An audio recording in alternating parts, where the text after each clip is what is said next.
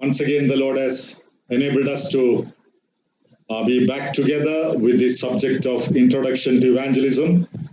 ಮತ್ತೊಂದಾವರ್ತಿ ಈ ರೀತಿಯಾಗಿ ಸೇರಿ ಬಂದು ಸುವಾರ್ತೆಗಿರುವಂತಹ ಆ ಒಂದು ಪರಿಚಯ ಎಂಬಂತಹ ವಿಷಯವನ್ನ ಕಲಿಲಿಕ್ಕೋಸ್ಕರವಾಗಿ ಕರ್ತನ ಕೊಟ್ಟಂತಹ ಕೃಪೆಗೋಸ್ಕರವಾಗಿ ಸ್ತೋತ್ರ. In the first half of this topic, earlier I had taken 5 classes on this subject, introduction to evangelism. ಸುವಾರ್ತೆ ಪ್ರಸರಣೆಗೆ ಪರಿಚಯ ಎಂಬಂತಹ ವಿಷಯದ ಮೇಲೆ ಮೊದಲಿನ ಅರ್ಧ ಭಾಗದಲ್ಲಿ 5 ತರಗತಿಗಳನ್ನು ಈಗಾಗಲೇ ತೆಗೆದುಕೊಂಡಿದ್ದೇನೆ. A total of 10 classes has been given to me, and I hope to conclude with this weekend this subject, introduction to evangelism.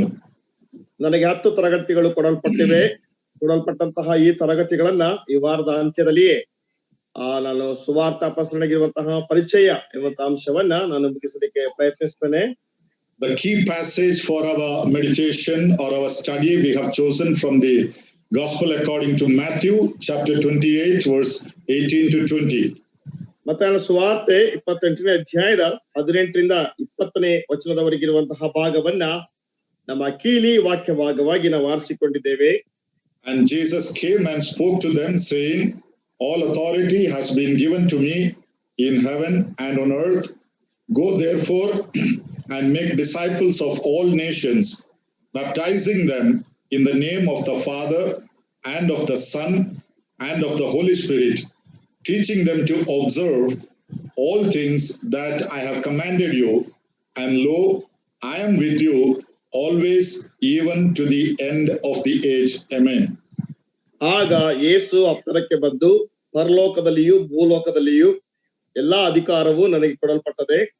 ಆದ್ದರಿಂದ ನೀವು ಹೊರಟು ಹೋಗಿ ಎಲ್ಲಾ ದೇಶಗಳ ಜನರನ್ನು ಶಿಷ್ಯರನ್ನಾಗಿ ಮಾಡಿರಿ. ಅವರಿಗೆ ತಂದೆಯ, ಮಗನ, ಪವಿತ್ರಾತ್ಮನ ಹೆಸರಿನಲ್ಲಿ ದೀಕ್ಷಾಸ್ನಾನ ಮಾಡಿಸಿ, ನಾನು ನಿಮಗೆ ಆಜ್ಞಾಪಿಸಿದ್ದನ್ನೆಲ್ಲ ಕಾಪಾಡಿಕೊಳ್ಳುವುದಕ್ಕೆ ಅವರಿಗೆ ಉಪದೇಶ ಮಾಡಿರಿ. ನೋಡಿರಿ, ನಾನು ಯುಗದ ಸಮಾಪ್ತಿಯವರೆಗೂ ಎಲ್ಲಾ ದಿವಸ ನಿಮ್ಮ ಸಂಗಡ ಇರುತ್ತೇನೆ ಎಂದು ಹೇಳಿದನು. Amen. Our primary or the fundamental passage for our entire study is this particular passage. ನಮ್ಮ ಆ ಒಂದು ಅಧ್ಯಯನದ ಇಡೀ ಭಾಗಕ್ಕೆ, ನಮ್ಮ ಅಂಶದ ಭಾಗಕ್ಕೆ ಈ ಒಂದು ನಿರ್ದಿಷ್ಟವಾದಂತಹ ವಾಕ್ಯ ಭಾಗವೇ ಒಂದು ಕೇಳಿ ಭಾಗವಾಗಿದೆ. In fact, it is the Lord who has given the mandate for evangelism, which we understand from this particular passage. ಈ ನಿರ್ದಿಷ್ಟವಾದಂತಹ ವಾಕ್ಯ ಭಾಗದಿಂದ ಕರ್ತನು ನಮಗೆ ಸುವಾರ್ತಾ ಪ್ರಸರಣವನ್ನ ಒಂದು ಆಜ್ಞೆಯಾಗಿ ಅಥವಾ ಒಂದು ಮಾಡಲೇಬೇಕೆಂಬಂತಹ ನಿರ್ಬಂಧವಾಗಿ ಕೊಟ್ಟಿದ್ದಾನೆಂಬಂತದನ್ನ ಅರ್ಥ ಮಾಡಿಕೊಳ್ಳುತ್ತೇವೆ. We have looked into many preliminary aspects in the first 5 sessions that we looked into.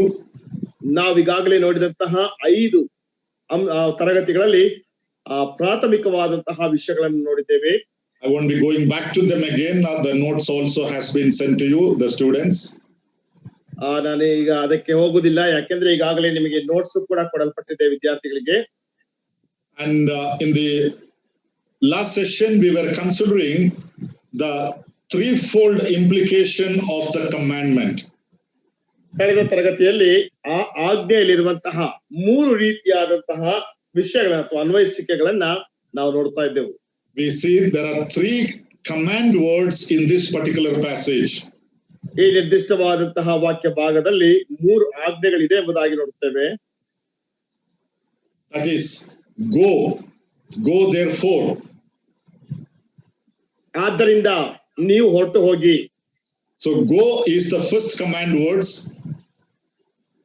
ಹೋಗು ಎನ್ನುವಂಥದ್ದು ಮೊದಲನೆಯ ಆಜ್ಞಾ ಪದವಾಗಿದೆ. And secondly, make. ಮತ್ತು ಎರಡನೇದಾಗಿ ಮಾಡಿರಿ. Make disciples. ಶಿಷ್ಯರನ್ನಾಗಿ ಮಾಡಿರಿ. So the second command word is make. ಎರಡನೆಯ ಆಜ್ಞಾ ಪದ ಮಾಡಿರಿ. And thirdly, teach or teaching them to obey all what I have commanded you. ಮೂರನೇದಾಗಿ ನಾನು ನಿಮಗೆ ಆಜ್ಞಾಪಿಸಿದ್ದನ್ನೆಲ್ಲ ಕಾಪಾಡಿಕೊಳ್ಳುವುದಕ್ಕೆ ಅವರಿಗೆ ಉಪದೇಶ ಮಾಡಿರಿ. So teach is the third command word from this passage. ಈ ವಾಕ್ಯ ಭಾಗದಲ್ಲಿ ಮೂರನೇ ಆಜ್ಞಾ ಪದ ಉಪದೇಶ ಮಾಡಿರಿ. So we see the 3 commandments or the 3 levels or the threefold implication of the commandment or the Great Commission that we speak about. ನಾವು ಮಾತನಾಡುತ್ತಾ ಇರುವಂತಹ ಮಹಾ ನಿಯೋಗದಲ್ಲಿರುವಂತಹ 3 ಆಜ್ಞೆಗಳು 3 ರೀತಿಯಾದಂತಹ ಅಳವಡಿಸಿಕೊಳ್ಳಲು 3 ರೀತಿಯಾದಂತಹ ಆಜ್ಞಾಪದಗಳನ್ನ ಈ ಒಂದು ನಿರ್ದಿಷ್ಟವಾದಂತಹ ವಾಕ್ಯ ಭಾಗದಲ್ಲಿ ನಾವು ನೋಡ್ತೇವೆ. And in our last session, we were looking into the expansion of the first command, go. ಕಳೆದ ಒಂದು ಸಂದೇಶದಲ್ಲಿ ಹೋಗಿರಿ ಎನ್ನುವಂತಹ ಆ ಒಂದು ಪದದ ಸವಿಸ್ತರಣೆಯನ್ನು ನಾವು ನೋಡ್ತಾ ಇದ್ದೆವು. And primarily when we say go, the question arises where to go. ಪ್ರಾಥಮಿಕವಾಗಿ ಹೋಗಿರಿ ಎಂಬುದಾಗಿ ಹೇಳುವಾಗ ಪ್ರಶ್ನೆ ಬರುವಂತದ್ದು ಎಲ್ಲಿಗೆ ಹೋಗಬೇಕು. And we were also considering the context in which this command was given to the disciples. ಎರಡನೇದಾಗಿ ಈ ಶಿಷ್ಯರಿಗೆ ಕೊಡಲ್ಪಟ್ಟಂತಹ ಈ ಒಂದು ಆಜ್ಞೆಯ ಹಿನ್ನೆಲೆಯನ್ನ ನಾವು ನೋಡ್ತೇವೆ. So I will just briefly give the summary of what we saw in that aspect go, and then come to the first session of the second half. ನಂತರ ಈ ಹೋಗು ಎನ್ನುವಂತಹ ಆ ಒಂದು ವಿಷಯದ ಕುರಿತಾಗಿ ನಾವು ಕಲಿತಂತಹ ವಿಷಯವನ್ನ ನಾನು ಬಹಳ ಕ್ಲುಪ್ತವಾಗಿ ಅದರ ಸಾರಾಂಶವನ್ನ ಹೇಳಿ ಈ ಎರಡನೆಯ ಸೆಷನ್ಗೆ ನಾವು ಬರ್ತೇವೆ. Students can write down these things. ವಿದ್ಯಾರ್ಥಿಗಳು ಈ ವಿಷಯಗಳನ್ನ ಬರೆದುಕೊಳ್ಳಬಹುದು. Number 1, go means go beyond Jerusalem. ಮೊದಲನೇದಾಗಿ ಹೋಗಿರಿ ಎಂಬುದಾಗಿ ಹೇಳುವಾಗ ಯೆರೂಸಲೇಮಿಗಿಂತಲೂ ಹೊರಗೆ ಅಥವಾ ಯೆರೂಸಲೇಮಿಗಿಂತಲೂ ಆಚೆ ಹೋಗಿರಿ. Beginning from Jerusalem, that is how we see the Great Commission has been given. ಆ ಒಂದು ಮಹತ್ ನಿಯೋಗದಲ್ಲಿ ಕೊಡಲ್ಪಟ್ಟಂತಹ ಒಂದು ಆಜ್ಞೆಯಲ್ಲಿ ನಾವು ನೋಡ್ತೇವೆ ಯೆರೂಸಲೇಮಿನಲ್ಲಿ ಪ್ರಾರಂಭಿಸಿ. We have considered Acts chapter 1 and verse 8. ಅಪೊಸ್ತಲ ಕೃತ್ಯಗಳು 1ನೇ ಅಧ್ಯಾಯ 8ನೇ ವಚನವನ್ನು ಸಹ ನಾವು ಪರಿಗಣಿಸಿದ್ದೇವೆ. And when the Holy Spirit shall come upon you, you shall receive power, and you shall be my witnesses in Jerusalem, in all Judea and Samaria, and to the end of the earth. ಪವಿತ್ರಾತ್ಮನು ನಿಮ್ಮ ಮೇಲೆ ಬರಲು ನೀವು ಬಲವನ್ನು ಹೊಂದಿ ಯೆರೂಸಲೇಮಿನಲ್ಲಿಯೂ ಎಲ್ಲಾ ಯೂದಾಯ ಸಮಾರ್ಯ ಸೀಮೆಗಳಲ್ಲಿಯೂ ಭೂಲೋಕದ ಕಟ್ಟ ಕಡೆಯವರೆಗೂ ನನಗೆ ಸಾಕ್ಷಿಗಳಾಗಿರಬೇಕು ಅಂದನು. So Jerusalem is the beginning point. ಯೆರೂಸಲೇಮೇ ಪ್ರಾರಂಭದ ಒಂದು ಅಂಶವಾಗಿದೆ ಅಥವಾ ಕೇಂದ್ರವಾಗಿದೆ. So when he says go beyond Jerusalem, go beyond the boundaries of Jerusalem. ನೀವು ಹೋಗಿರಿ ಎಂಬುದಾಗಿ ಹೇಳುವಾಗ ಯೆರೂಸಲೇಮಿನ ಆಚೆ ಅಥವಾ ಯೆರೂಸಲೇಮಿನ ಮೇರೆಯನ್ನು ದಾಟಿ ಹೋಗಿರಿ ಎಂಬುದಾಗಿ ಆತ ಹೇಳುತ್ತಾನೆ. The second factor we see from that verse is go systematically. ಆ ವಚನದಲ್ಲಿ ನಾವು ನೋಡುವಂತಹ ಎರಡನೇ ಸತ್ಯಾಂಶ ಆ ಒಂದು ವ್ಯವಸ್ಥಿತವಾಗಿ ಅಥವಾ ಕ್ರಮವಾಗಿ ಹೋಗಿರಿ. Now we say first Jerusalem, then Judea and Samaria, then to the end of the earth. ಮೊದಲು ಯೆರೂಸಲೇಮ್, ನಂತರ ಯೂದಾಯ ಸಮಾರ್ಯ, ನಂತರ ಭೂಲೋಕದ ಕಟ್ಟ ಕಡೆ. So there is a systematic progress of the mission work or evangelism that has been explained by the Lord there in Acts 1:8. ಅಪೊಸ್ತಲ ಕೃತ್ಯ 1ನೇ ಅಧ್ಯಾಯ 8ನೇ ವಚನದಲ್ಲಿ ಕರ್ತನಿಂದಲೇ ವಿವರಿಸಲ್ಪಟ್ಟಂತಹ ಸುವಾರ್ಥ ಸೇವೆಯ ಮಹಾ ನಿಯೋಗದ ಒಂದು ಕ್ರಮಬದ್ಧವಾದಂತಹ ಬೆಳವಣಿಗೆ ಈ ಒಂದು ಭಾಗದಲ್ಲಿ ನೋಡುತ್ತೇವೆ. That means start from Jerusalem. ಅದರ್ಥ ಯೆರೂಸಲೇಮಿನಲ್ಲಿ ಪ್ರಾರಂಭಿಸಿರಿ. Then to Judea and Samaria, your immediate neighborhood. I'll come to that later. ನಂತರ ನಿಮ್ಮ ತಕ್ಷಣದ ನೆರೆಹೊರೆಯವರಾದಂತಹ ಯೂದಾಯ ಮತ್ತು ಸಮಾರ್ಯ, ನಂತರ ಆ ವಿಷಯಕ್ಕೆ ನಾನು ಬರ್ತೇನೆ. And end of the earth. ನಂತರ ಭೂಲೋಕದ ಕಟ್ಟ ಕಡೆಯವರೆಗೆ. So there's a system of progress for the evangelism or the commandment that the Lord has given. ಕರ್ತನು ಕೊಟ್ಟಂತ ಆಜ್ಞೆ ಅಥವಾ ಸುವಾರ್ಥ ಪ್ರಸರಣದಲ್ಲಿ ಅಥವಾ ಸುವಾರ್ತಿಕತ್ವದಲ್ಲಿ ಇರುವಂತಹ ಒಂದು ಕ್ರಮವಾದಂತಹ ಬೆಳವಣಿಗೆ ಅಥವಾ ಅಭ್ಯುದಯ ಇದಾಗಿದೆ. Thirdly, go means break the prejudices. ಮೂರನೇದಾಗಿ ಹೋಗಿರಿ ಎಂಬುದಾಗಿ ಹೇಳುವಾಗ ಎಲ್ಲಾ ರೀತಿಯಾದಂತಹ ಅಡೆತಡೆಗಳನ್ನ ಮುರಿಯಿರಿ. A lot of prejudices or traditional barriers for the Jewish people. ಆ ಯಹೂದ್ಯರ ಮನಸ್ಸಿನಲ್ಲಿ ಅನೇಕ ರೀತಿಯಾದಂತಹ ಧಾರ್ಮಿಕ ಅಡೆತಡೆಗಳು ಅಥವಾ ಅನೇಕ ರೀತಿಯಾದಂತಹ ಕಟ್ಟುಬದ್ಧತೆಗಳು ಅವರ ಮನಸ್ಸಿನಲ್ಲಿ. Because for a Jew, for anything, he was supposed to come into Jerusalem. ಯಹೂದ್ಯನು ಯಾವುದಕ್ಕೆ ಆದ್ರೂ ಸಹ ಅವನು ಯೆರೂಸಲೇಮಿನ ಒಳಗೆ ಬರಬೇಕಾಗಿ. There's nothing outside Jerusalem as a service unto God. It's all coming into Jerusalem. ದೇವರ ಸೇವೆಗೋಸ್ಕರವಾಗಿ ಯೆರೂಸಲೇಮಿನ ಹೊರಗೆ ಏನು ಇರಲಿಲ್ಲ, ಎಲ್ಲದಕ್ಕೂ ಸಹ ಅವರು ಯೆರೂಸಲೇಮಿನ ಒಳಗೆ ಬರಬೇಕಾಗಿ.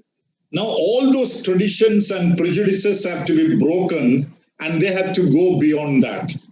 ಎಲ್ಲಾ ರೀತಿಯಾದಂತಹ ಧಾರ್ಮಿಕತೆಯನ್ನ, ಧಾರ್ಮಿಕ ಕಟ್ಟುಪಾಡುಗಳನ್ನ ಮತ್ತೆ ಎಲ್ಲಾ ರೀತಿಯಾದ ಅಡ್ಡಿಗಳನ್ನ ಮುರಿದು ಹಾಕಿ ಅವರು ಅದಕ್ಕಿಂತ ಮಿಗಿಲಾಗಿ ಹೊರಗೆ ಹೋಗಬೇಕು. One of the example we see in John's Gospel chapter 4 where our Lord Jesus is interacting with the woman of Samaria.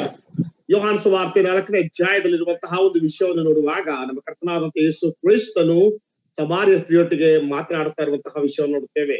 We see the traditional barriers or the prejudices that prevents a Jew from associating with a Samaritan.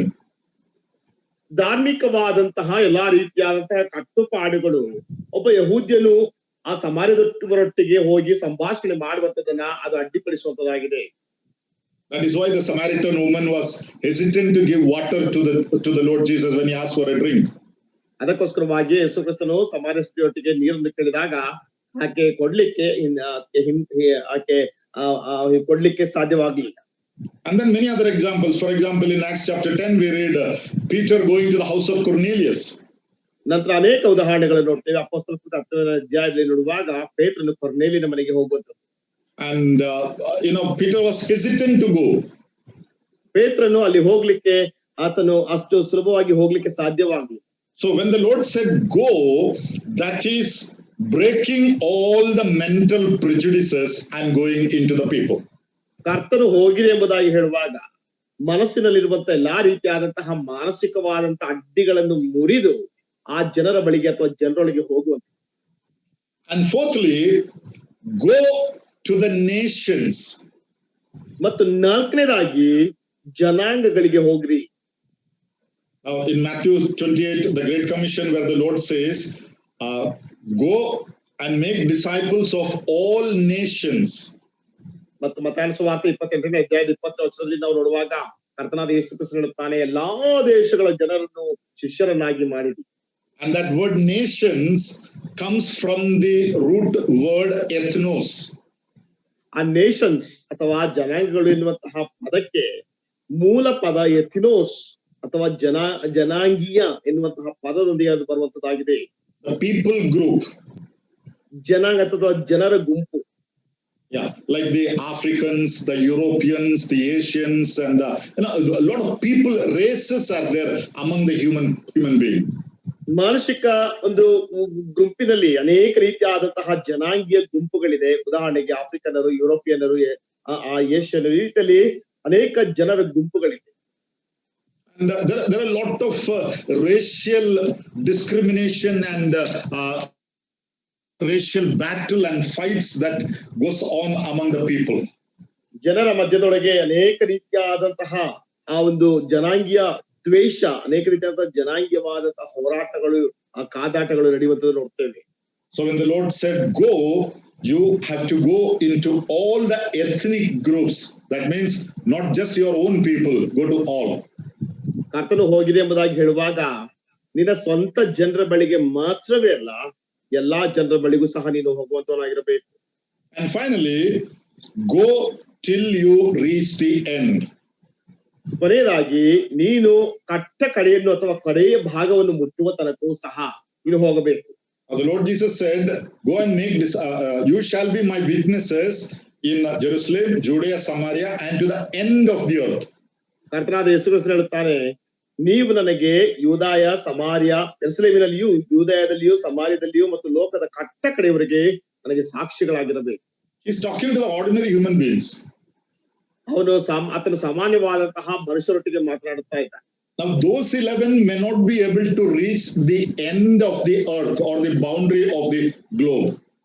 ಆ 11 ಜನರು ಲೋಕದ ಕಟ್ಟ ಕಡೆಯವರೆಗೆ ಅಥವಾ ಭೂಮಿಯ ಮೇರೆಯವರೆಗೆ ತಲುಪಲಿಕ್ಕೆ ಸಾಧ್ಯವಾಗದೇ ಇರಬಹುದು. But today the gospel has reached the end of the earth. There is no doubt about it. ಆದ್ರೆ ಈ ದಿನ ಯಾವುದೇ ರೀತಿಯಾದಂತಹ ಸಂದೇಹವಿಲ್ಲದೆ ಲೋಕದ ಕಟ್ಟ ಕಡೆಯವರೆಗೆ, ಭೂಲೋಕದ ಕಟ್ಟ ಕಡೆಯವರೆಗೆ ಸುವಾರ್ತೆಯು ತಲುಪಿದೆ. So when we personally apply this command to go to the end of the earth, ನೀವು ಲೋಕದ ಕಟ್ಟ ಕಡೆಗೆ ಹೊರಗೆ ಹೋಗಿರಿ ಎಂಬುದಾಗಿರುವಂತಹ ವಿಷಯವನ್ನ ನಾವು ವೈಯಕ್ತಿಕವಾಗಿ ನಮ್ಮ ಜೀವಿತಗಳಿಗೆ ಅನ್ವಯಿಸಿಕೊಳ್ಳುವಾಗ, it only means individually you go until the end of your capacity. ಅದರ ಅರ್ಥ ವೈಯಕ್ತಿಕವಾಗಿ ನಿನಗೆ ಎಷ್ಟು ಸಾಮರ್ಥ್ಯ ಇದೆಯೋ ಅಷ್ಟರ ಮಟ್ಟಿಗೆ ನೀನು ಹೋಗು. And then somebody else will continue that. ನಂತರ ಬೇರೆ ಕೆಲವರು ಅದನ್ನು ಮುಂದುವರಿಸಿಕೊಂಡು ಹೋಗುತ್ತಾರೆ. If you have seen this relay races in the athletics, ನೀವು ಅಥ್ಲೆಟಿಕ್ಸ್ ನಲ್ಲಿ ರಿಲೇ ರೇಸಸ್ ಅನ್ನು ನೋಡಿದ್ರೆ, now we see the person who runs with the baton, he runs to the end of his mark and then hands over the baton to the next person.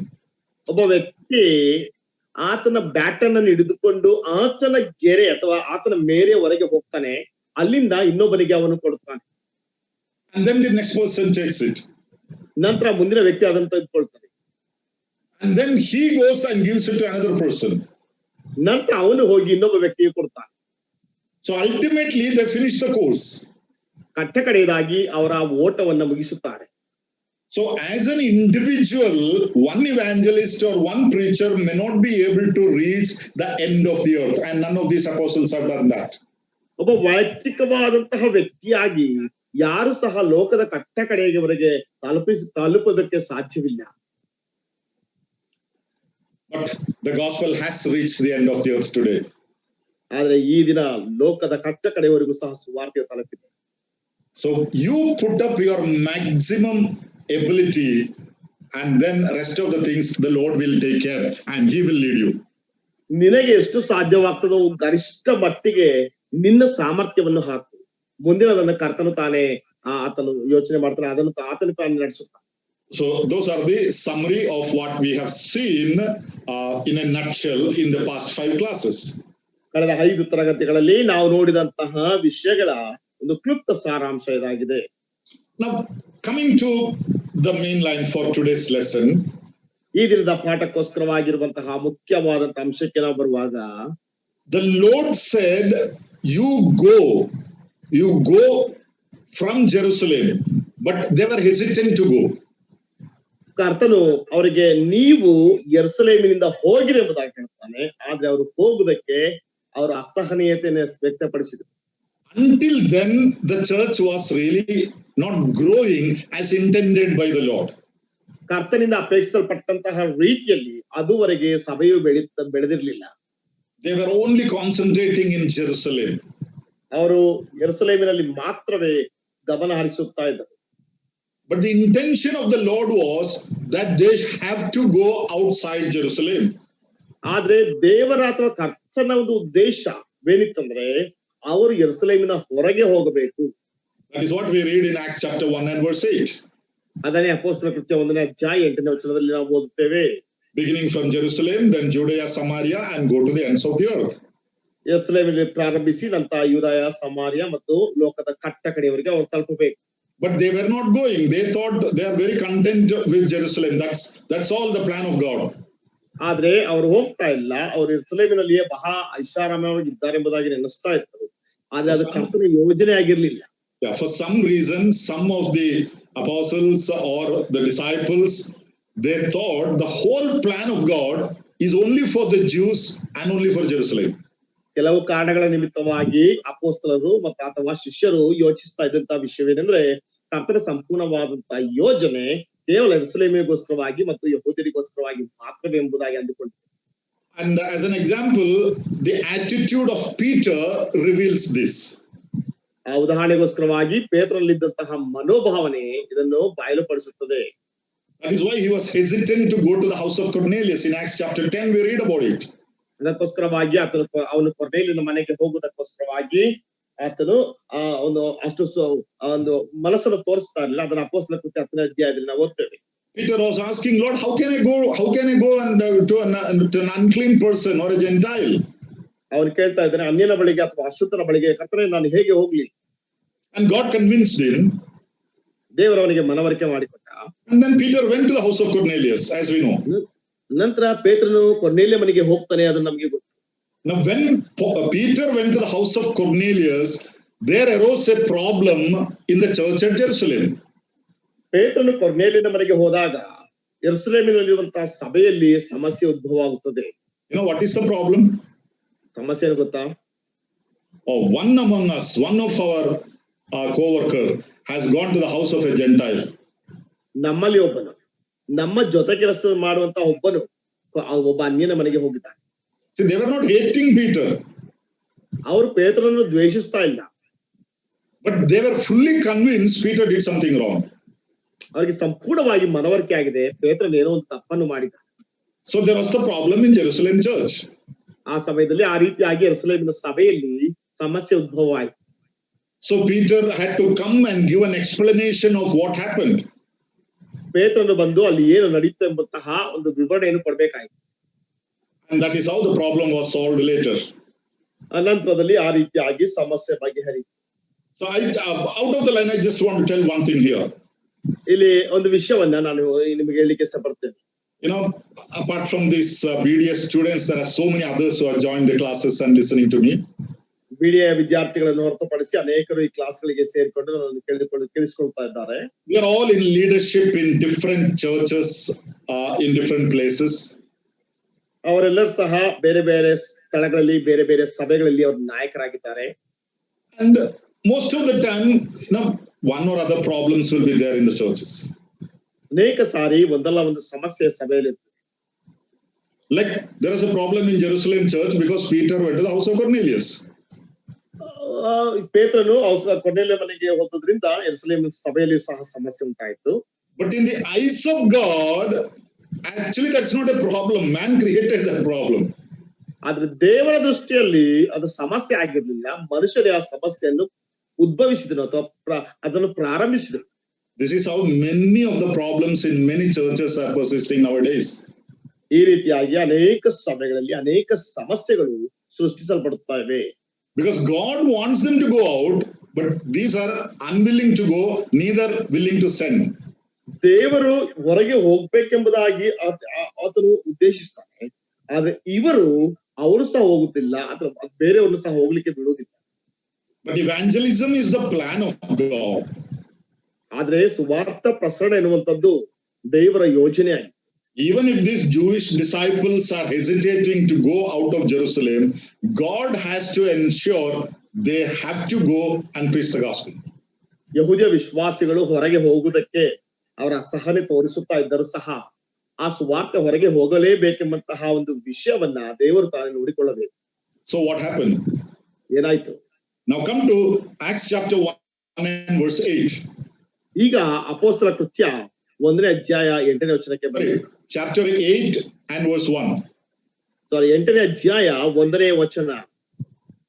Acts chapter 8 and verse 1 says, at that time, ಇದನ್ನು ಹೇಳಿ ನಿದ್ರೆ ಹೋದನು. ಸೌಲನು ಅವನ ಕೊಲೆಗೆ ಸಮ್ಮತಿಸುವವನಾಗಿದ್ದನು. ಆ ದಿವಸದಲ್ಲಿ ಯೆರೂಸಲೇಮಿನಲ್ಲಿದ್ದ ಸಭೆಗೆ ದೊಡ್ಡ ಹಿಂಸೆ ಉಂಟಾಯಿತು. ಅಪೊಸ್ತಲರು ಹೊರತಾಗಿ ಎಲ್ಲರೂ ಯೂದಾಯ ಸಮಾರ್ಯ ಸೀಮೆಗಳಲ್ಲಿ ಚದರಿ ಹೋದರು. ಭಕ್ತರಾದ ಜನರು ಸ್ತೆಫನನನ್ನು ಹೂಡಿಟ್ಟು ಅವನಿಗೋಸ್ಕರ ಬಹಳವಾಗಿ ಗೋಳಾಡಿದ್ದರು. Now, at that time, a great persecution arose against the church which was at Jerusalem. ಆ ದಿವಸದಲ್ಲಿ ಯೆರೂಸಲೇಮಿನಲ್ಲಿದ್ದ ಸಭೆಗೆ ದೊಡ್ಡ ಹಿಂಸೆ ಉಂಟಾಯಿತು. Now, is the persecution good or bad? ಹಿಂಸೆ ಒಳ್ಳೆದ ಕೆಟ್ಟದ? Now, we don't want to be persecuted. ನಮಗೆ ಹಿಂಸಿಸಲ್ಪಡುವಂತದ್ದು ಇಷ್ಟ ಇಲ್ಲ ಅಥವಾ ನಮಗೆ ಬೇಕಾಗಿಲ್ಲ.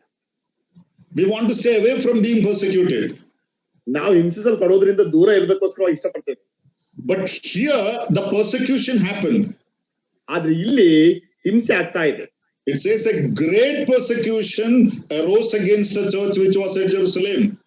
ಇಲ್ಲಿ ಹೇಳ್ತಾ ಇದೆ ಆ ದಿವಸದಲ್ಲಿ ಯೆರೂಸಲೇಮಿನಲ್ಲಿದ್ದ ಸಭೆಗೆ ದೊಡ್ಡ ಹಿಂಸೆ ಉಂಟಾಯಿತು. And what happened because of that persecution? ಆ ಹಿಂಸೆಯಿಂದ ಏನಾಯ್ತು? The same verse says, and they were all scattered throughout the regions of Judea and Samaria, except the apostles.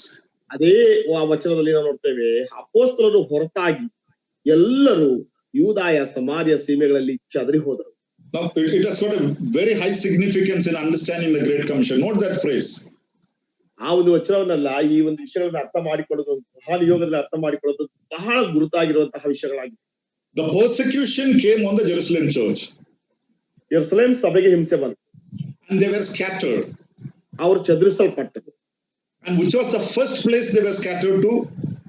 ಅವರು ಮೊಟ್ಟ ಮೊದಲನೇದಾಗಿ ಚದುರಿಸಲ್ಪಟ್ಟಂತಹ ಸ್ಥಳ ಯಾವುದು? Judea and Samaria. ಯೂದಾಯ ಮತ್ತು ಸಮಾರ್ಯ. How did they scatter to Judea and Samaria? ಅವ್ರು ಹೇಗೆ ಯೂದಾಯ ಸಮಾರ್ಯಕ್ಕೆ ಚದುರಿಸಲ್ಪಟ್ಟ? Did God tell them to flee? ಅವ್ರಿಗೆ ದೇವರು ಓಡಿ ಹೋಗ್ರಿ ಎಂಬುದಾಗಿ ಹೇಳಿದ್ದ? No, they just escaped. That was the nearest way for them to go. ಅವರು ಸುಮ್ಮನೆ ತಪ್ಪಿಸ್ಕೊಂಡು ಅವರಿಗೆ ಅದೇ ತುಂಬಾ ಹತ್ತಿರವಾದಂತಹ ಸ್ಥಳವಾಗಿ.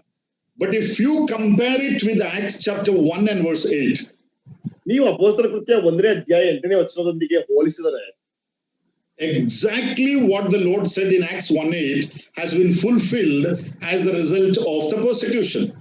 ಅಪೊಸ್ತಲರ ಕೃತ್ಯ 1ನೇ ಅಧ್ಯಾಯ 8ನೇ ವಚನದಲ್ಲಿ ಕರ್ತನು ಏನು ಹೇಳಿದನೋ ಅದೇ ರೀತಿಯಾಗಿ ಹಿಂಸೆಯ ಒಂದು ಕಾರ್ಯದಲ್ಲಿ ಅದು ನೆರವೇರಿತು. Yeah. After Jerusalem, you should be my witnesses in Judea and Samaria. ಯೆರೂಸಲೇಮಿನ ನಂತರ ನೀವು ನನಗೆ ಯೂದಾಯ ಮತ್ತು ಸಮಾರ್ಯದಲ್ಲಿ ಸಾಕ್ಷಿಗಳಾಗಿರಬೇಕು.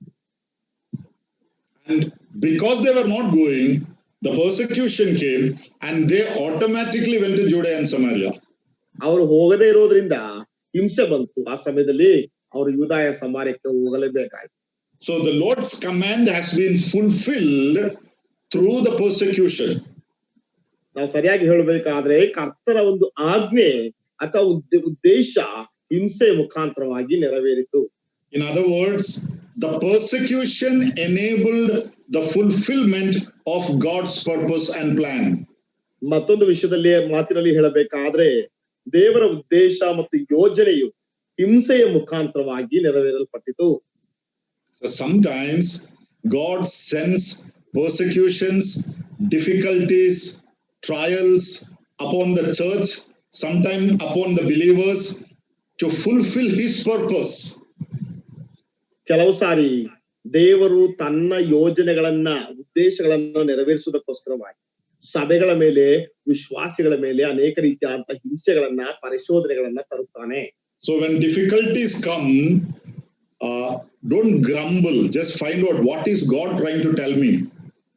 ಕಷ್ಟಗಳು ಬರುವಾಗ ಗುಡುಗುಟ್ಬೇಡ್ರಿ, ಕರ್ತನನ್ನು ಏನು ಹೇಳಲಿಕ್ಕೆ ಬಯಸುತ್ತಾನೆಂಬುದನ್ನ ಆಲೋಚಿಸ್ರಿ. Something I have failed to do, so God is communicating through this way. ನಾನು ಮಾಡಲಿಕ್ಕೆ ಏನೋ ಒಂದು ಸೋತು ಹೋಗಿದ್ದೇನೆ, ಅದಕ್ಕೋಸ್ಕರವಾಗಿ ಇದರ ಮುಖಾಂತರವಾಗಿ ದೇವರನ್ನು ಎಚ್ಚರಿಸ್ತಾ ಇದ್ದಾನೆ. So that is what happened through persecution. ಇದುವೇ ಹಿಂಸೆ ಮುಖಾಂತರವಾಗಿ ನಡೆದಂತಹ ವಿಷಯ. So the persecution in Acts chapter 8:1 caused the fulfillment of the command in Acts chapter 1:8. ಅಪೊಸ್ತಲರ ಕೃತ್ಯ 1ನೇ ಅಧ್ಯಾಯ 8ನೇ ವಚನದ ಆ ಒಂದು ಮಹಾ ನಿಯೋಗವು 8ನೇ ಅಧ್ಯಾಯ 1ನೇ ವಚನದಲ್ಲಿ ಅದು ನೆರವೇರಿತು. So always remember this, 1:8 fulfilled in 8:1. ಯಾವಾಗಲೂ ಸಹ ಇದನ್ನ ನೆನ್ಪಿಟ್ಕೊಡ್ರಿ, 1ನೇ ಅಧ್ಯಾಯ 8ನೇ ವಚನ 8ನೇ ಅಧ್ಯಾಯ 1ನೇ ವಚನದಲ್ಲಿ ನೆರವೇರಿತು. So that is how God works. ಆ ರೀತಿಯಾಗಿ ದೇವರು ಕೆಲಸ ಮಾಡ್ತಾರೆ. Does God really need to send a persecution upon the church today that the gospel may spread through us? ಈ ದಿನವೂ ಸಹ ಕರ್ತನು ನಿಜವಾಗಿ ಸಹ ಒಂದು ಹಿಂಸೆಯನ್ನು ಸಭೆಗೆ ಕಳಿಸುವಂತ ಅಗತ್ಯ ಇದೆಯಾ? Sometimes when we fail to understand or obey the exact commandment of God, God will have to do that. ಕೆಲವು ಸಾರಿ ಕರ್ತನ ಆಜ್ಞೆಯನ್ನು ಸರಿಯಾದ ರೀತಿಯಲ್ಲಿ ಅರ್ಥ ಮಾಡಿಕೊಳ್ಳುವುದಕ್ಕೆ ನಾವು ಸೋತು ಹೋದಾಗ ಖಂಡಿತವಾಗಿ ಸಹ ಕರ್ತನು ಅದನ್ನು ಮಾಡಲೇಬೇಕಾಗುತ್ತದೆ. So these persecutions are the trials that are coming upon us. ಈ ಹಿಂಸೆಗಳು ನಮ್ಮ ಜೀವಿತದ ಮೇಲೆ ಬರುವಂತಹ ಪರಿಶೋಧನೆಗಳಾಗಿವೆ. And when the purpose is fulfilled, we will look back and rejoice. Thank you, Lord, for leading me through this. ಆ ಒಂದು ಯೋಜನೆಗಳು ನೆರವೇರಿದಂತಹ ಸಮಯದಲ್ಲಿ ನಾವು ಹಿಂದಕ್ಕೆ ನೋಡಿ, ಓ ಕರ್ತನೇ, ನಿನಗೆ ಈ ಒಂದು ಹಿಂಸೆಯನ್ನು ಈ ಒಂದು ಪರಿಶೋಧನೆ ತಂದದಕ್ಕೋಸ್ಕರವಾಗಿ ಸ್ತೋತ್ರ ಎಂಬುದಾಗಿ ಆನಂದಿಸುತ್ತಾ ಹೇಳುತ್ತೇವೆ. So in the event of the persecutions in India today, Bharat ದೇಶದಲ್ಲಿ ಈ ದಿನ ನಡೆಯುವಂತಹ ಹಿಂಸೆಗಳಲ್ಲಿಯೂ well, we communicate to one another, we ask them to pray for us, and we try to find a way out of it. ನಾವು ಒಬ್ಬರಿಗೊಬ್ಬರು ಸಂಪರ್ಕಿಸ್ತೇವೆ, ನಮಗೋಸ್ಕರವಾಗಿ ಪ್ರಾರ್ಥನೆ ಮಾಡ್ರಿ ಎಂಬುದಾಗಿ ಹೇಳ್ತೇವೆ, ನಾವು ಅದರಿಂದ ಹೊರಗೆ ಬರ್ಲಿಕ್ಕೆ ಪ್ರಯತ್ನಿಸ್ತೇವೆ. But then we must also ask, Lord, what are you trying to communicate to us through this situation? ಅದೇ ಸಮಯದಲ್ಲಿ ನಾವು ಕರ್ತನನ್ನು ಕೇಳಬೇಕು, ಕರ್ತನೆ ಈ ಒಂದು ಪರಿಸ್ಥಿತಿಗಳ ಮುಖಾಂತರವಾಗಿ ನನ್ನೊಡನೆ ನೀನು ಸಂಪರ್ಕಿಸುವುದಕ್ಕೆ ಆಶಿಸುವಂತದ್ದು ಏನು? Because God has a will and that has to be understood. ದೇವರಿಗೆ ಒಂದು ಚಿತ್ತ ಇದೆ, ಅದು ನಾವು ಅರ್ಥ ಮಾಡಿಕೊಳ್ಳಬೇಕು. So we need to understand the will of God if we have to yield to the perfect plan of God. ನಾವು ದೇವರ ಪರಿಪೂರ್ಣವಾದಂತಹ ಯೋಜನೆಗೆ ಒಳಪಡಬೇಕಾದ್ರೆ ಮೊದಲನೇದಾಗಿ ನಾವು ದೇವರ ಚಿತ್ತವೇನೆಂಬುದಾಗಿ ಅರ್ಥ ಮಾಡಿಕೊಳ್ಳಬೇಕು. Evangelism is according to the will of God, not according to the plan of man. ಸುವಾರ್ತಿಕತ್ವ ಎನ್ನುವಂಥದ್ದು ದೇವರ ಚಿತ್ತಾನುಸಾರವಾಗಿದೆಯೇ ಹೊರತು ಮನುಷ್ಯರ ಯೋಜನೆ ಮೇರೆಗೆ ಅಲ್ಲ. Even great men like Paul, they try to plan by themselves, but the Spirit of Christ prevented them. We read in Acts chapter 16. ಶ್ರೇಷ್ಠ ವ್ಯಕ್ತಿಗಳಾದಂತಹ ಪೌಲನು ಸಹ ಅವರು ಆ ಒಂದು ಸುವಾರ್ತಾ ಪ್ರಸರಣವನ್ನು ಅವರು ಯೋಜಿಸಿದರು, ಆದ್ರೆ ಪವಿತ್ರಾತ್ಮನು ತಡೆದನು. ಅದನ್ನ ಅಪೊಸ್ತಲರ ಕೃತ್ಯ 16ನೇ ಅಧ್ಯಾಯದಲ್ಲಿ ನಾವು ಓದ್ತೇವೆ. So before we go any further, I want to tell you this one secret. ನಾವು ಮುಂದಕ್ಕೆ ಹೋಗುವುದಕ್ಕಿಂತ ಮುಂಚಿತವಾಗಿ ನಾನು ಈ ಒಂದು ರಹಸ್ಯವನ್ನು ನಿಮ್ಗೆ ಹೇಳ ಬಯಸುತ್ತೇನೆ. We are all very eager to carry out evangelism. ನಾವೆಲ್ಲರೂ ಸಹ ಸುವಾರ್ತಾ ಪ್ರಸರಣವನ್ನ ಮಾಡುವುದಕ್ಕೋಸ್ಕರವಾಗಿ ಬಹಳ ಕಾತುರದಿಂದ ಕಾಯ್ತಾ ಇರ್ತೇವೆ. But many a time, knowingly or unknowingly, the human wisdom overtakes or controls the planning. ಆದ್ರೆ ಅನೇಕ ಸಾರಿ ಗೊತ್ತಿದ್ದು ಗೊತ್ತಿಲ್ಲದೆಯೋ ಮಾನಸಿಕವಾದಂತಹ ಜ್ಞಾನವು ಆ ಒಂದು ಯೋಜನೆಯನ್ನು ನಿಯಂತ್ರಿಸುವಂತದ್ದಾಗಿದೆ. And sometimes our human wisdom can bypass the perfect will of God and we end up in trouble. ಕೆಲವು ಸಾರಿ ದೇವರ ಚಿತ್ತವನ್ನು ನಮ್ಮ ಮಾನಸಿಕ ಜ್ಞಾನವು ಹಾದು ಹೋಗುವಾಗ ನಾವು ತೊಂದರೆಯಲ್ಲಿ ನಾವು ಅಂತ್ಯಗೊಳ್ಳುತ್ತೇವೆ. So always, whenever you plan any evangelism,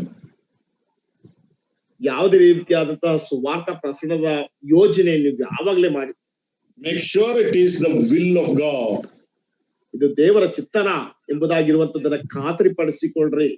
I'm not going to talk about how to know the will of God because there are other classes, other servants of God are taking those subjects.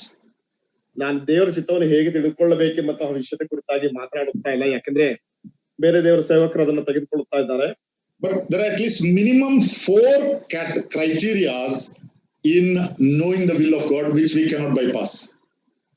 ದೇವರ ಚಿತ್ತವನ್ನ ತಿಳಿದುಕೊಳ್ಳುವುದಕ್ಕೆ ಕಡೆ ಪಕ್ಷ 4 ವಿಷಯಗಳಾದ್ರಿದೆ. ನಾವು ಅದನ್ನ ಹಾದು ಹೋಗಬಾರ್ದು, ಅದನ್ನ bypass ಮಾಡಬಾರ್ದು.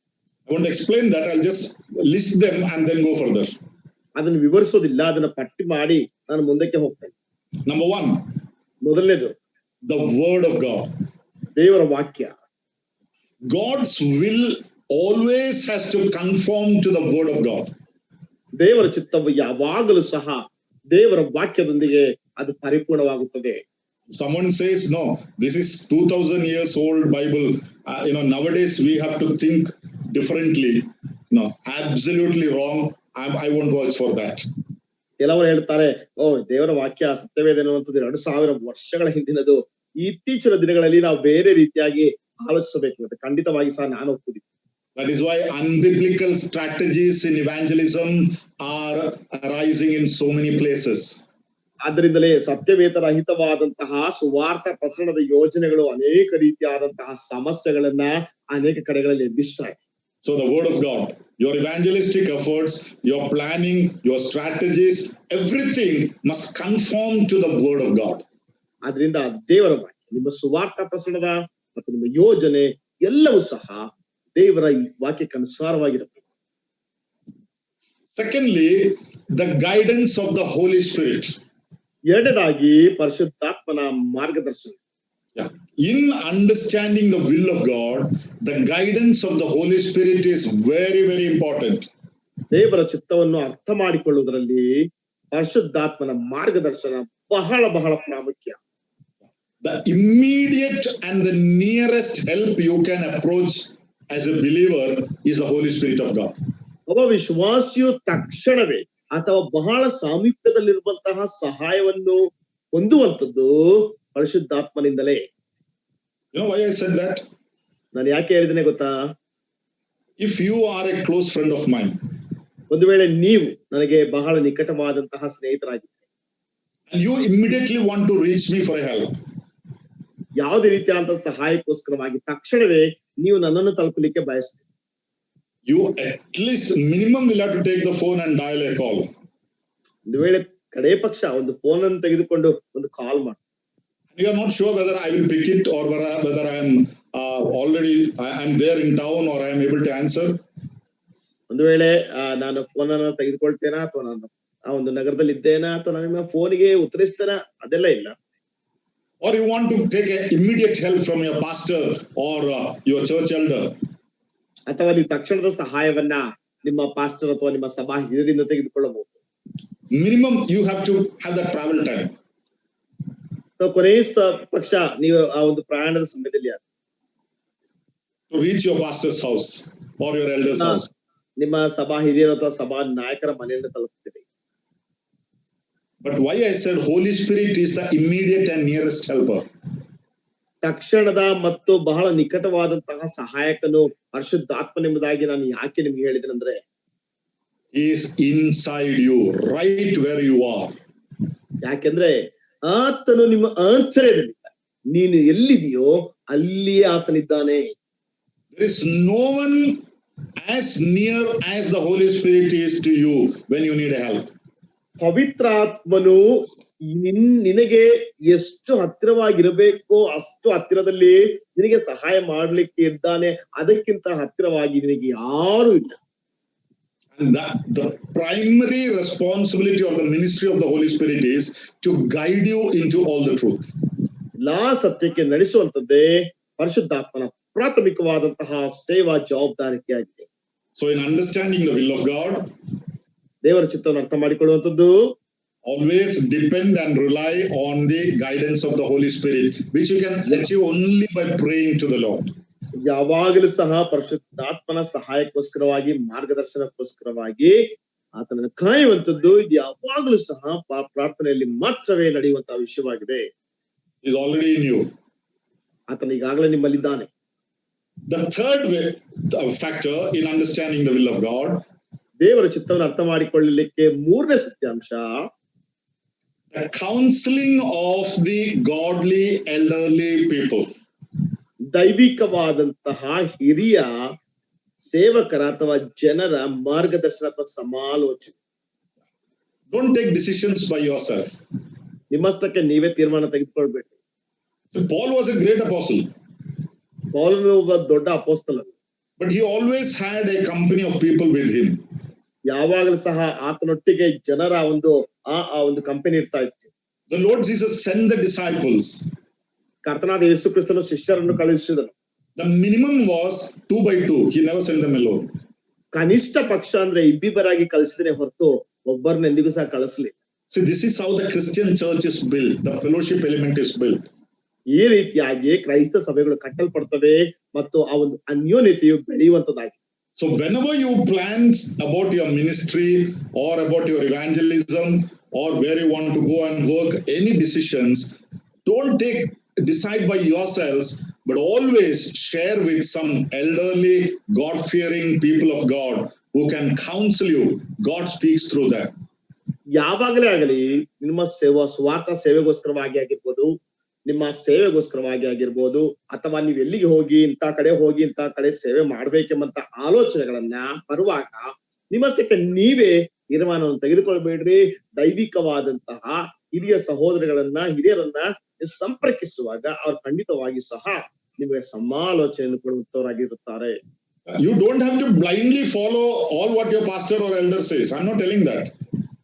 ನೀವೇ ನಿಮ್ಮ ಸಭಾ ಹಿರಿಯರು ನಿಮ್ಮ ಸಭಾ ನಾಯಕರು ಹೇಳಿದಂತದ್ದೆಲ್ಲವನ್ನು ಸಹ ಮಂಕಾಗಿ ಅವ್ರು ಹಿಂಬಾಲಿಸಬೇಕೆಂಬುದಾಗಿ ನಾನು ಹೇಳುತ್ತಾ ಇಲ್ಲ. But when they talk to you, the Spirit of God also works in you. ಅವರು ನಿಮ್ಮೊಟ್ಟಿಗೆ ಮಾತನಾಡುವಾಗ ಪವಿತ್ರಾತ್ಮನು ಸಹ ಕೆಲಸ ಮಾಡುತ್ತೆ. Then you understand, yes, this is from the Lord. ಆಗ ನಿಮ್ಗೆ ಅರ್ಥ ಆಗ್ತದೆ, ಹೌದು ಇದು ಕರ್ತನಿಂದ ಬಂತು. Fourthly, ನಾಲ್ಕನೇದಾಗಿ the circumstances. ಆ ಒಂದು ಪರಿಸ್ಥಿತಿಗಳು. Always consider the circumstances when you make decisions regarding evangelism and evangelistic work. ಸುವಾರ್ಥ ಪ್ರಸರಣ ಅಥವಾ ಸುವಾರ್ಥ ಸೇವೆಗೋಸ್ಕರವಾಗಿ ನೀವು ಯಾವಾಗಲೂ ಸಹ ಆ ಒಂದು ಸನ್ನಿವೇಶಗಳನ್ನ ಅರ್ಥ ಮಾಡಿಕೊಳ್ಳಿ. I'll quote one simple example now in the present situation. ಈ ಪ್ರಸ್ತುತ ಸಮಯದಲ್ಲಿ ಒಂದು ಸರಳವಾದಂತ ಉದಾಹರಣೆಯನ್ನು ನಾನು ನಿಮಗೆ ಕೊಡ್ತೇನೆ. Now COVID or the coronavirus is spread everywhere. We are all asked not to group together, not to go into crowd and things like that. ಈಗ Covid ಅಥವಾ ಕೊರೋನಾ ವೈರಸ್ ಎಲ್ಲಾ ಕಡೆ ಸಹ ವ್ಯಾಪಿಸ್ತಾ ಇದೆ. ಅದಕ್ಕೋಸ್ಕರವಾಗಿ ನಾವು ಗುಂಪು ಕೊಡಬಾರದು ಮತ್ತು ಎಲ್ಲಿ ಸಹ ಎಲ್ಲಂದ್ರಲ್ಲಿ ಹೋಗಬಾರದು ಎಂಬುದಾಗಿ ನಮ್ಗೆ ವಿಧಿಸಲ್ಪಟ್ಟಿದೆ. Now you suddenly see a crowd somewhere. ನೀವು ತಕ್ಷಣ ಎಲ್ಲಿ ಒಂದು ಕಡೆ ಒಂದು ಗುಂಪನ್ನು ನೋಡ್ತೀವಿ. You think, okay, we will go and spread the gospel to them.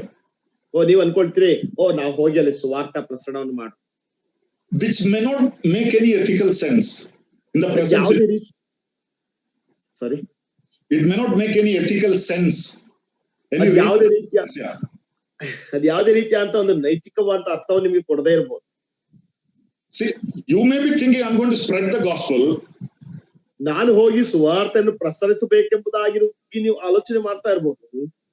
But actually, it may be the corona that is spreading.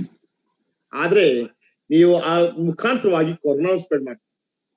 So we have to be careful, consider the circumstances before we take decisions, not acting like fools.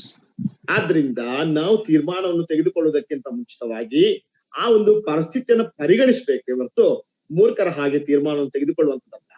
Nowadays I come across some people who say, no, this is God's work, God will take care. No need of mask, no need of sanitization, no need of distancing. God will take care.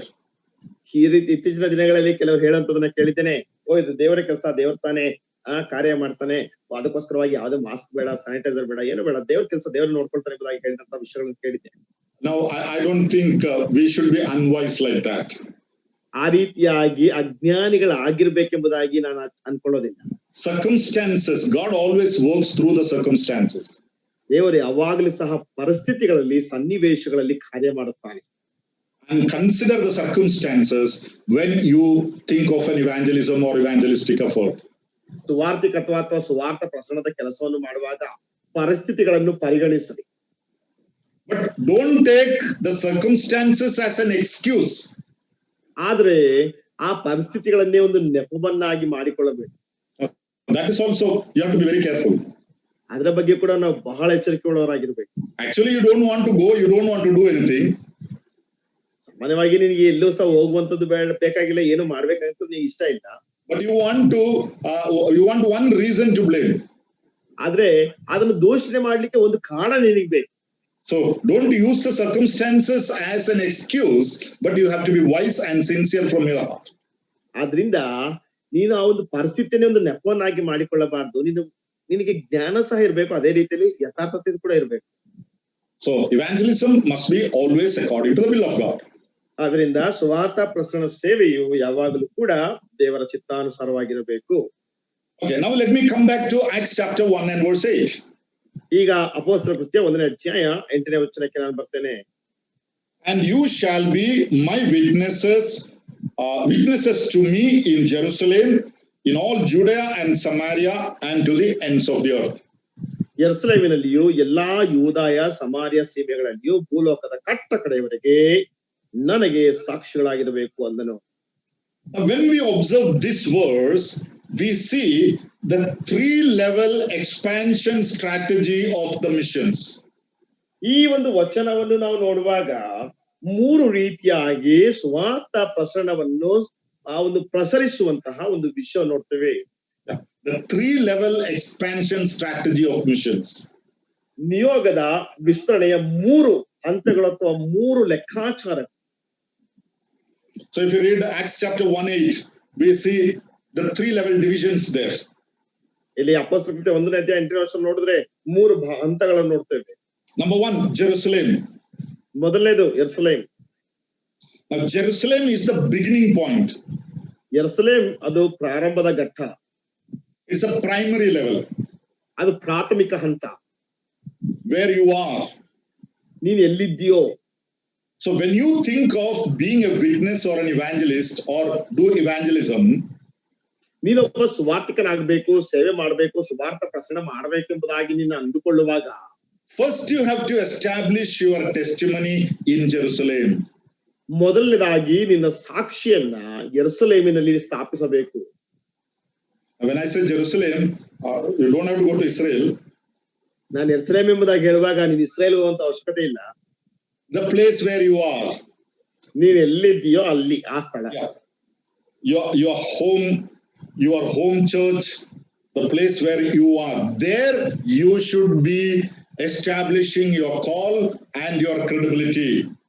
ನಿಮ್ಮ ಮನೆ ಮತ್ತು ನಿಮ್ಮ ಸ್ಥಳೀಯ ಸಭೆ ನೀವಿರುವಂತಹ ಸ್ಥಳ ಅಲ್ಲಿಯೇ ನಿಮ್ಮ ಸಾಕ್ಷಿಯನ್ನು ಸ್ಥಾಪಿಸಿಕೊಳ್ಳಬೇಕು. So you are not at peace with your own family people. ನಿಮ್ಮ ಸ್ವಂತ ಮನೆಯವರೊಟ್ಟಿಗೆ ನಿಮಗೆ ಸಮಾಧಾನ ಇಲ್ಲ. You have no peace with your own church. ನಿಮ್ಮ ಸ್ವಂತ ಸ್ಥಳೀಯ ಸಭೆಯಲ್ಲಿಯೇ ನಿಮಗೆ ಸಮಾಧಾನ ಇಲ್ಲ. You rebel against your elders. ನಿಮ್ಮ ಸಭಾ ಹಿರಿಯರಿಗೆ ನೀನು ದಂಗೆ ಹೇಳ್ತೀಯ. You don't like anybody in your home church. ನಿಮ್ಮ ಸ್ಥಳೀಯ ಸಭೆಯಲ್ಲಿ ನಿನ್ಗೆ ಯಾರು ಸಹ ಇಷ್ಟ ಇಲ್ಲ. No, I will go to the end of the earth and preach the gospel. ಓ, ನಾನು ಲೋಕದ ಕಟ್ಟಕಡೆಗೆ ಹೋಗಿ ಸುವಾರ್ತೆ sir. No, that is not biblically permitted pattern. ಅದು ದೇವರ ವಾಕ್ಯಕ್ಕನುಸಾರವಾಗಿ ಅನುಮತಿಸಲ್ಪಟ್ಟಂತಹ ವಿಧಾನ ಅಲ್ಲ. So the primary level is Jerusalem. That is the place where you are. Establish your testimony there. ಪ್ರಾಥಮಿಕ ಹಂತ ಯೆರೂಸಲೇಮ್.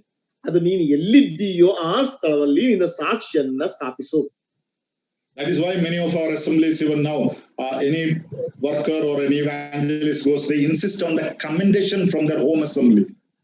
ಅದಕ್ಕೋಸ್ಕರವಾಗಿಯೇ ನಮ್ಮ ಯಾವುದೇ ರೀತಿಯಾದಂತಹ ಸುವಾರ್ಥ ಸೇವಕರು ಅವ್ರ ಹೊರಗೆ ಹೋಗುವಂತ ಸಮಯದಲ್ಲಿ ಅವರ ಸ್ಥಳೀಯ ಸಭೆಯಿಂದ ಕಮೆಂಡೇಶನ್ ಲೆಟರ್ ಅನ್ನ ಅವರು ಕೇಳುವಂತವರಾಗಿರ್ತಾರೆ. Because that's the primary level. ಅದು ಪ್ರಾಥಮಿಕ ಹಂತ. The second one is Judea and Samaria. That's the second level. ಎರಡನೇದಾಗಿ ಯೂದಾಯ ಮತ್ತು ಸಮಾರ್ಯ, ಅದು ಎರಡನೇ ಹಂತ. The secondary level. I'll call it as a secondary level. ಅದು ಎರಡನೇ ಹಂತ ಎಂಬುದಾಗಿ ನಾನು ಕರೆಯುತ್ತೇನೆ. That is your immediate neighborhood. ಅದು ನಿಮ್ಮ ತಕ್ಷಣದ ಸ್ಥಳೀಯರು. Maybe your neighborhood or your social network, your place of work, or it expands a little more surrounding you. ಅದು ನಿಮ್ಮ ತಕ್ಷಣದ ನೆರೆಹೊರೆಯವರು, ನಿಮ್ಮ ಜೊತೆಯಲ್ಲಿ ಕೆಲಸ ಮಾಡುವಂತರು ಇರ್ಬೋದು, ನಿಮ್ಮ ಜೊತೆಯಲ್ಲಿ ವಾಸಿಸುವಂತವರು ಇರ್ಬೋದು. Even your social relationship matters a lot there. ಅಲ್ಲಿ ನಿಮ್ಮ ಸಾಮಾಜಿಕ ಸಂಬಂಧವು ಕೂಡ ಬಹಳ ಅರ್ಥವನ್ನು ಕೊಡುವಂತದ್ದಾಗಿದೆ, ಬಹಳ ಪ್ರಾಮುಖ್ಯತೆಯನ್ನು ಕೊಡುವಂತದ್ದಾಗಿದೆ. So that is the second level. ಅದು ಎರಡನೇ ಹಂತ. And the third level is the end of the earth. ಮೂರನೇ ಹಂತ ಭೂಲೋಕದ ಕಟ್ಟ ಕಡೆ. That is the ultimate level. ಅದು ಕಟ್ಟ ಕಡೆಯ ಒಂದು ಹಂತ. So end of the earth means there is no limit. Then you are going beyond Judea and Samaria. You are going anywhere the Lord sends you. ಭೂಲೋಕದ ಕಟ್ಟ ಕಡೆ ಅಂದ್ರೆ ಅದಕ್ಕೆ ಮಿತಿ ಇಲ್ಲ. ಅದು ಯೂದಾಯ ಯೆರೂಸಲೇಮ್ ಅಲ್ಲ, ಅದು ಇನ್ನೂ ಅದಕ್ಕಿಂತ ಸಹ ಹೊರಗಿರುವಂತೆ. So the 3-level expansion strategy that I am talking about in evangelism. ವಾರ್ತಾ ಪ್ರಸರಣದಲ್ಲಿ 3 ಹಂತಗಳಲ್ಲಿ ಇರುವಂತಹ ವಿಸ್ತರಣೆಯ ಕುರಿತಾಗಿ ನಾನು ಮಾತನಾಡ್ತಾ ಇದ್ದೇನೆ. Primary level where you are. ಪ್ರಾಥಮಿಕ ಹಂತ ನೀನು ಎಲ್ಲಿದ್ದೀಯೋ ಆ ಸ್ಥಳ. Secondary level your surrounding, your immediate surrounding and neighborhood. ಎರಡನೇ ಹಂತ ನಿನ್ನ ತಕ್ಷಣದ ನೆರೆಹೊರೆಯವರು, ನಿಮ್ಮ ಸುತ್ತಮುತ್ತಲಿರುವಂತವರು. And the ultimate level wherever the Lord sends me. ಮತ್ತು ಕಟ್ಟ ಕಡೆಯ ಹಂತ ಕರ್ತನು ನನ್ನನ್ನು ಎಲ್ಲಿ ಕಳುಹಿಸುತ್ತಾನೋ ಅಲ್ಲಿ. This order has been systematically fulfilled through the book of Acts, and that's what I want to share and close today. ಈ ಕ್ರಮವು ಅಪೊಸ್ತಲರ ಕೃತ್ಯದಲ್ಲಿ ಕ್ರಮಬದ್ಧವಾಗಿ ಹೇಳಲ್ಪಟ್ಟಿದೆ. ಈ ಒಂದು ವಿಷಯವನ್ನ ನಿಮಗೆ ಹೇಳಿ ಈ ದಿನ ನನ್ನ ಮಾತುಗಳನ್ನು ನಾನು ಮುಗಿಸಲಿಕ್ಕೆ ಇಷ್ಟಪಡ್ತೇನೆ. Now you know how many chapters are there in the Acts of Apostles? ಅಪೊಸ್ತಲರ ಕೃತ್ಯಗಳಲ್ಲಿ ಎಷ್ಟು ಅಧ್ಯಾಯಗಳಿದೆ ಗೊತ್ತಾ? 28 chapters, we know that. 28 ಅಧ್ಯಾಯಗಳು ನಮಗೆ ಗೊತ್ತು.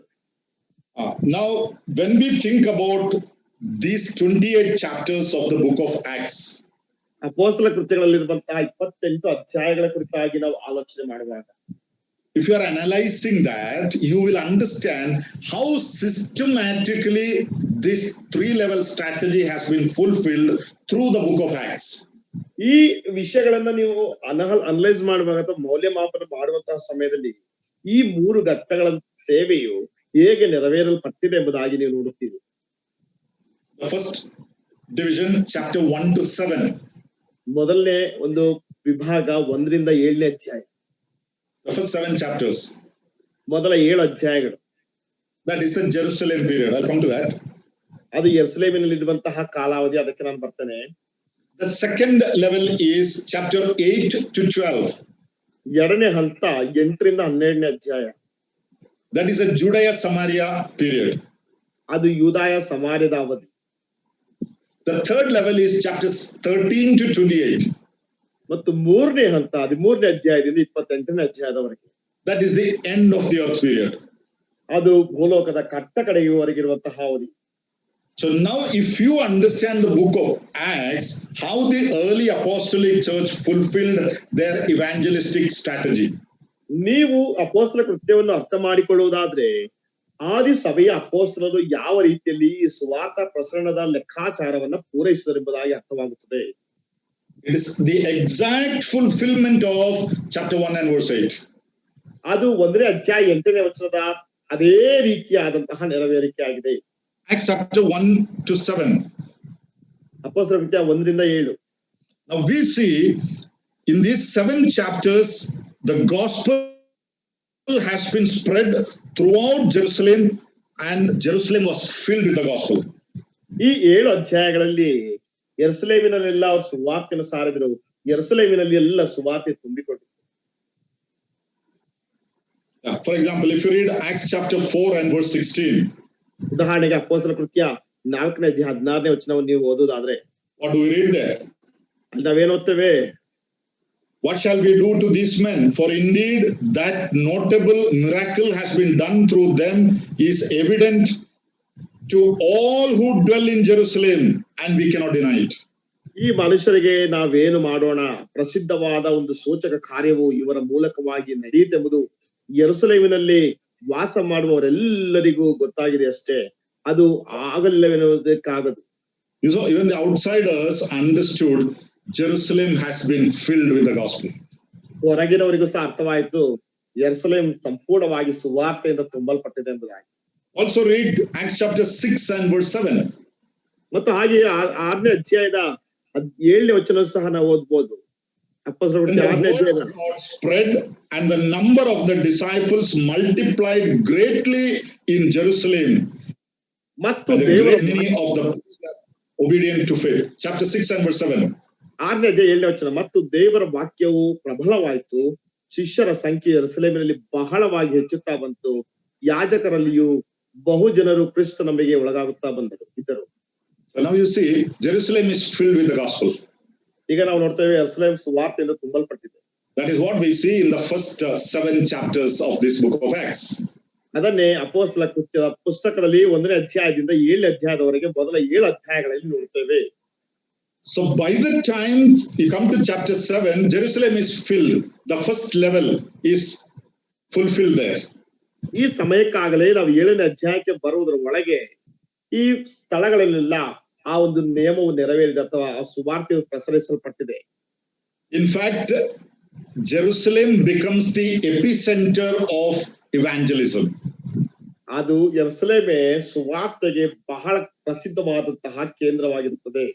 Yeah, the center of it. From there it started spreading out. ಅಲ್ಲಿ ಅದರ ಕೇಂದ್ರವಾಗಿದ್ದುಕೊಂಡು ಅಲ್ಲಿಂದ ಬೇರೆ ಕಡೆಗಳಿಗೆ ಹಬ್ಬಿತು. And then we come to the second level, that is chapter 8 to verse 12.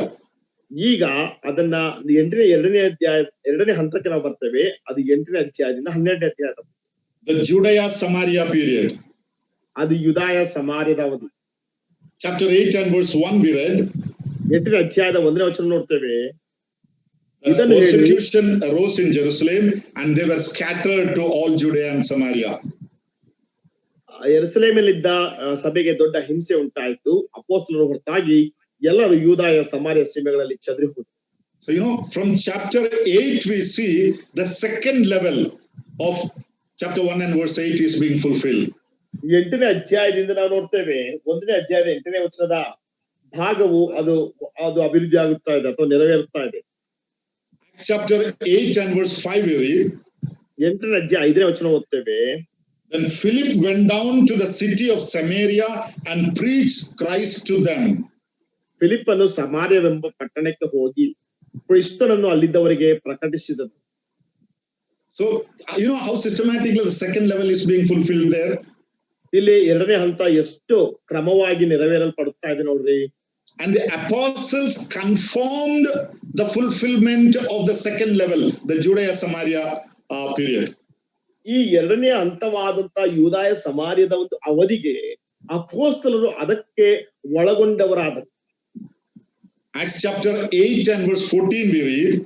ಅಪೊಸ್ತಲ ಕೃತ್ಯ 8ನೇ ಅಧ್ಯಾಯ 14ನೇ ವಚನದಲ್ಲಿ ನಾವು ಓದ್ತೇವೆ, Now when the apostles who were at Jerusalem heard that Samaria had received the word of God, they sent Peter and John to them.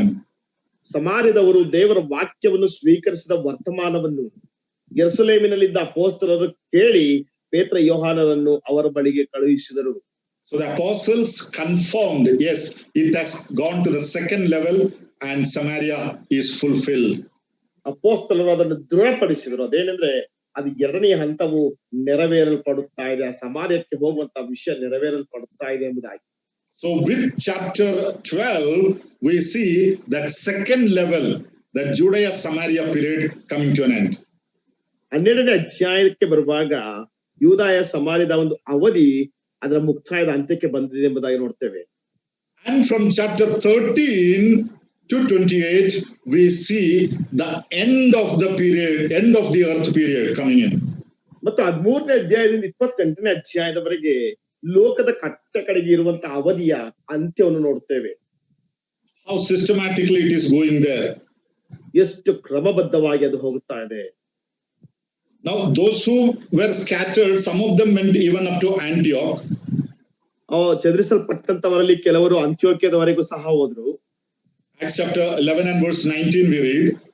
ಅಪೊಸ್ತಲರ ಕೃತ್ಯ 11ನೇ ಅಧ್ಯಾಯ 19ನೇ ವಚನದಲ್ಲಿ ನಾವು ಓದ್ತೇವೆ, Now those who were scattered after the persecutions that arose over Stephen traveled as far as Phoenicia, Cyprus and Antioch, preaching the word to no one but to the Jews only. ಸ್ಟೆಫನನ ವಿಷಯದಲ್ಲಿ ಉಂಟಾದ ಹಿಂಸೆಯಿಂದ ಚದರಿ ಹೋದವರು ಯಹೂದ್ಯರಿಗೆ ಹೊರತು ಮತ್ತಾರಿಗೂ ವಾಕ್ಯವನ್ನು ಹೇಳದೆ ಫೈನಿಕ, ಕುಪ್ರ, ಅಂತ್ಯೋಕ್ಯ ಪ್ರಾಂತ್ಯಗಳವರೆಗೂ ಸಂಚರಿಸಿದರು. Now these people went to these places but they were preaching only to the Jews. ಈ ಜನರು ಈ ಸ್ಥಳಗಳಿಗೆ ಹೋಗಿದ್ದಾಗ್ಯೂ ಸಹ ಅವರು ಕೇವಲ ಯಹೂದ್ಯರಿಗೆ ಮಾತ್ರ ಸಾರುತ್ತಾರೆ. So in chapter 13 we see Paul and Barnabas are coming into the picture. ಆದ್ರೆ 13ನೇ ಅಧ್ಯಾಯಕ್ಕೆ ನಾವು ಓದುವಾಗ ಪೌಲನು ಮತ್ತು ಬಾರ್ನಬರು ಈ ಚಿತ್ರಕ್ಕೆ ಬರುವುದನ್ನು ನೋಡ್ತೇವೆ. Now chapter 13 verse 1 to 5 if you read. 13ನೇ ಅಧ್ಯಾಯ 1ರಿಂದ 5ನೇ ವಚನದವರೆಗೆ ನೀವು ಓದಿದ್ರೆ ಅಂತ್ಯೋಕ್ಯದಲ್ಲಿದ್ದ ಸಭೆಯೊಳಗೆ ಪ್ರವಾದಿಗಳು ಬೋಧಕರು ಇದ್ದರು. ಯಾರೆಂದರೆ ಬಾರ್ನಬ, ನಿಗರನೆಂಬ ಸಿಮೆಯೋನ, ಕುರೇನ್ಯದ ಲೂಕ್ಯ, ಉಪರಾಜನಾದ ಹೆರೋದನ, ಸಾಕು ತಮ್ಮನಾದ ಮನಹೇನ, ಸೌಲ ಇವರೇ. ಇವರು ಕರ್ತನನ್ನು ಸೇವಿಸುತ್ತಾ ಉಪವಾಸ ಮಾಡುತ್ತಾ ಇದ್ದಾಗ ಪವಿತ್ರಾತ್ಮನು ನಾನು ಬಾರ್ನಬ ಸೌಲರನ್ನು ಕರೆದ ಕೆಲಸಕ್ಕಾಗಿ ಅವರನ್ನು ಪ್ರತ್ಯೇಕಿಸಿರೆ ಎಂದು ಹೇಳಿದನು. ಆಗ ಅವರು ಉಪವಾಸವಿದ್ದು ಪ್ರಾರ್ಥನೆ ಮಾಡಿ ಆ ಇಬ್ಬರ ಮೇಲೆ ಹಸ್ತಾರ್ಪಣೆ ಮಾಡಿ ಅವರನ್ನು ಕಳುಹಿಸಿಕೊಟ್ಟರು. ಹೀಗೆ ಅವರು ಪವಿತ್ರಾತ್ಮನಿಂದ ಕಳುಹಿಸಲ್ಕೊಂಡವರಾಗಿ ಸೆಲೂಕ್ಯಕ್ಕೂ ಬಂದರು. ಅಲ್ಲಿಂದ ಸಮುದ್ರ ಪ್ರಯಾಣವಾಗಿ ಕುಪ್ರದ್ವೀಪಕ್ಕೆ ಬಂದರು. ಸಲಿಮಿಸಿಗೆ ಸೇರಿದಾಗ ಯಹೂದ್ಯರ ಸಭಾಮಂದಿರಗಳಲ್ಲಿ ದೇವರ ವಾಕ್ಯವನ್ನು ಪ್ರಸಿದ್ಧಿಪಡಿಸಿದರು. ಯೋಹಾನನು ಪರಿಚಾರಕನಾಗಿ ಅವರ ಸಂಗಡ ಇದ್ದರು. Enough. Yeah. Now here we see in these first verses of chapter 13 how Paul and Barnabas are sent by the church for evangelism to the end of the earth level. 13ನೇ ಅಧ್ಯಾಯದ ಪ್ರಾರಂಭದ ವಚನಗಳಲ್ಲಿ ನಾವು ನೋಡ್ತೇವೆ, ಇಲ್ಲಿ ಪೌಲ ಮತ್ತು ಬಾರ್ನಬರು ಲೋಕದ ಕಟ್ಟೆ ಕಡೆಯವರೆಗಿರುವಂತಹ ಸೇವೆಗೋಸ್ಕರವಾಗಿ ಸಭೆಯಿಂದ ಕಳುಹಿಸಲ್ಪಟ್ಟರು. 5 things we read there. ಅಲ್ಲಿ 5 ವಿಷಯಗಳನ್ನು ಓದ್ತೇವೆ. There was a church at Antioch. ಅಂತ್ಯೋಕ್ಯದಲ್ಲಿ ಸಭೆ ಇದೆ. And that church sent these people, prayed and sent these people. ಆ ಸಭೆ ಇವರನ್ನು ಪ್ರಾರ್ಥನೆ ಮಾಡಿ ಅವರನ್ನು ಕಳಿಸಿದರು. Secondly, the church prayed for the missions and evangelism. ಎರಡನೇದಾಗಿ ಆ ಸಭೆಯು ಸೇವೆ ಮತ್ತು ನಿಯೋಗಗಳಿಗೋಸ್ಕರವಾಗಿ ಪ್ರಾರ್ಥನೆ ಮಾಡಿ. Thirdly, the church recognized the Holy Spirit separating Paul and Barnabas for the ministry. ಮೂರನೇದಾಗಿ ಆ ಸಭೆಯವರು ಪೌಲ ಬಾರ್ನಬರನ್ನ ಪವಿತ್ರಾತ್ಮನು ಪ್ರತ್ಯೇಕಿಸಿದ್ದಾನೆಂಬುದಾಗಿ ಪ್ರಾರ್ಥಿಸಿದರು. Fourthly, the church prayed and sent those who are separated for the ministry. ಮತ್ತು ನಾಲ್ಕನೇದಾಗಿ ಯಾರು ಸೇವೆಗೋಸ್ಕರವಾಗಿ ಪ್ರತ್ಯೇಕಿಸಲ್ಪಟ್ಟಿದ್ದಾರೋ ಆ ಸಭೆಯವರು ಅವರನ್ನ ಪ್ರಾರ್ಥನೆ ಮಾಡಿ ಕಳುಹಿಸಿದರು. And fifthly, through evangelism, the gospel spread to the end of the earth. ಮತ್ತು ಐದನೇದಾಗಿ ನಿಜವಾದಂತಹ ಸುವಾರ್ಥ ಪ್ರಸರಣದ ಕಾರ್ಯದಿಂದಾಗಿ ಲೋಕದ ಕಟ್ಟ ಕಡೆಯವರೆಗೆ ಸುವಾರ್ತೆಯು ತಲುಪಿತು. If you read Paul's missionary journeys, I think somebody will be taking classes on that. You will be learning that. ಒಂದು ವೇಳೆ ಯಾರಾದ್ರೂ ನಿಮ್ಗೆ ಅದರ ಕುರಿತಾಗಿ ಕ್ಲಾಸ್ಗಳನ್ನು ತೆಗೆದುಕೊಳ್ಳಬಹುದು, ಆದ್ರೆ ಖಂಡಿತವಾಗಿಯೂ ಸಹ ನಾವು ಪೌಲನ ಸುವಾರ್ಥ ಪ್ರಯಾಣಗಳ ಕುರಿತಾಗಿ ಓದಬೇಕು.